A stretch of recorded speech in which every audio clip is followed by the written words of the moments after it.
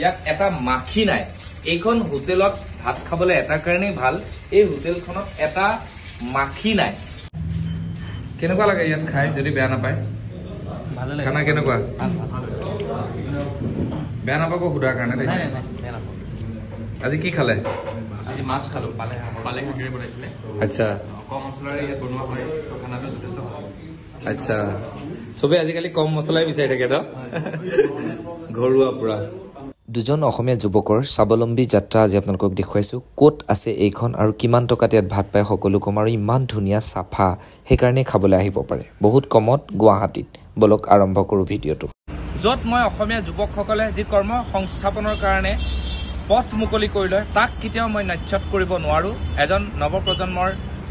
ব্যক্তি হিচাপে মই ক'ব বিচাৰোঁ যে আপুনি যিটো খাদ্য খায় মই তাক কেতিয়াও বাধা দিবলৈ নাযাওঁ আহিব পাৰে উজনি আৰু নামনিলৈ ভিন্ন ধৰণৰ ইয়াতে খাদ্য পোৱা যায় চাফ চিকুণ আৰু কম পইচা উজনি নামনি গুৱাহাটীৰ উজনি নামনি আপুনি যদি গণেশগুৰিৰ ফালৰ পৰা আহি আছে তেনেহ'লে যিটো আমাৰ পেট্ৰল পাম্প আছে NIL-ৰ সেই পেট্ৰল পাম্পটোৰ সন্মুখত য'ত নেকি আপোনালোকে আৰু এটা কথা ইণ্টাৰেষ্টিং কথা মই ক'বলৈ গৈ আছোঁ য'ত বেহৰবাৰী শ্বুটিং হয় সেই বেহৰবাৰী শ্বুটিং হোৱাৰ ওচৰতে এই উজনি নামনি বেহৰবাৰী যিখন গেট আছে আপোনালোকে চবেই জানে যিমান অসমৰ মানুহ আহে বেহৰবাৰী গেটখন চাবলৈ আহে ভোকত যদি আহিছে ইয়াত সোমাই এসাঁজ খাই যাব পাৰিব আটাইতকৈ ভাল লগা কথাটো হ'ল যে দুজন অসমীয়া যুৱকৰ স্বাৱলম্বী যি যাত্ৰা এই যাত্ৰা মই এওঁলোকক জিৰ'ৰ পৰা দেখিছিলোঁ আৰু জিৰ'ৰ পৰা হিৰ' হ'বলৈ গৈ আছে তেওঁলোক গুৱাহাটীৰ ভিন্ন ঠাইত তেওঁলোকৰ ৰেষ্টুৰেণ্ট মুকলি হৈছে খুব ভাল কথা ভাতৰ দোকান বুলিয়ে কওঁ ৰেষ্টুৰেণ্ট বুলি নকওঁ যিহেতু ইয়াত ভাতেই পোৱা যায় যি খায় আপুনি নিৰামিষ আমি যিহেতু নিৰামিষ খাই ভাল পাওঁ বেছিকৈ বা ভিন্ন ঠাইৰ পৰা অহা মানুহে কিছুমানে নিৰামিষ খাব বিচাৰে সেইকাৰণে মই কৈছোঁ যিসকলে নিৰামিষ খায় তেওঁলোকেও খাব পাৰে সুন্দৰভাৱে বহিব পাৰে গৰম দিনত এচিৰ ধুনীয়া সুবিধা আছে মই গোটেই পৰিৱেশটো আপোনালোকক দেখুৱাই দিছোঁ অলপ সময়ৰ পিছত ইয়াত বহুত বেছি ভিৰ লাগিব কাৰণ সময় গৈ আহিছে এই সময়টো এতিয়া মই যিটো সময়ত শ্বুটিংটো লৈ আছোঁ সেই সময়ত হয়তো এয়া এইফালে হৈছে ইয়াত কিটচেন মই আপোনালোকক দেখুৱাই দিছোঁ কি সুন্দৰ আটাইতকৈ ধুনীয়া চাফ চিকুণতা আপুনি চাওক কি সুন্দৰ চফা আপুনি চাওক সস্তীয়া কথা বা সস্তীয়া ভিডিঅ' বা সস্তীয়া ৰেষ্টুৰেণ্টৰ প্ৰমোশ্যন মই কেতিয়াও নকৰোঁ যিবিলাকে ভিতৰত বেয়াকৈ বনাই বাহিৰত ধুনীয়াকৈ দিয়ে ইয়াৰ মই সমগ্ৰ পৰিৱেশ দেখুৱাইছোঁ কি চাফ চিকুণতা আপুনি চাওক চাৰিওফালে কি সুন্দৰভাৱে কি ধুনীয়াকৈ বস্তুবোৰ ৰাখিছে এতিয়া মই এইখিনি আপোনালোকক দেখুৱাই দিলোঁ চাওক এটা মাখি ইয়াত নাই আৰু উন্নত মানৰ খাদ্য দুজন অসমীয়া ল'ৰাৰ স্বাভিমানী যাত্ৰা সেইফালে এজনে বনাই আছে আপোনালোকে দেখিছে আনফালে এজনে কেছ কাউণ্টাৰত বহি থাকে কেতিয়াৰ পৰা এই যাত্ৰা আৰম্ভ হৈছিল মই তেওঁলোকৰ লগত সুধিব চেষ্টা কৰিম কিমান দিন হ'ল ৰেষ্টুৰেণ্টখন এইখন আমাৰ 7 বছৰ ৰানিং হৈ আছে এতিয়া কিমান টকালৈ বিজনেছ আৰম্ভ কৰা হৈছিল আমি মোটামুটি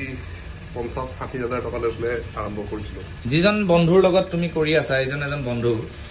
সেইজন বন্ধুৱে বনাই আছে সেই বন্ধুজনৰ লগত কিমান দিনৰ চিনাকি তোমাৰ আমি স্কুলত একেলগে পঢ়া মোতকে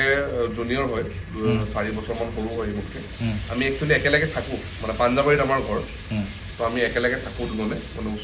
ওচৰৰে হয়গৈ তো আমি সেনেকৈ ধৰক ষ্টাৰ্ট কৰিবলৈ মানে 60,000 টকা ইনক্লুডিং ছিকিউৰিটি ডিপজিট আগতে ছিকিউৰিটি ডিপজিট আমি দিছোঁ মোটামুটি চাগে 30,000 টকা দিছিলোঁ নেকি চাগে আৰু 30,000 টকাত আমি আৰম্ভ কৰিছিলোঁ গোটেই এই যে বন্ধুত্বৰ মাজত কিছুমানে কয় বন্ধুত্ব একেলগে কৰিলে বিজনেছ কৰিলে বেয়া হৈ যায় তোমালোকক দেখিছোঁ খুব ধুনীয়া এটা বন্ধুত্ব আজি যিমান দিন ইয়াত খোলা হৈছে মই শ্বুটিঙলৈ আহি থাকোঁতে দেখি থাকোঁ কেতিয়াবা যদি তোমালোক পাচলি আনিবলৈ গৈছা কেতিয়াবা কোনোবাই পানী আনিবলৈ গৈছে কেতিয়াবা যদি কোনোবাই বনাইছে কেতিয়াবা কোনোবাই দিছে এই যিটো বণ্ডিং এই যিটো সম্বন্ধ বন্ধুত্ব এইটো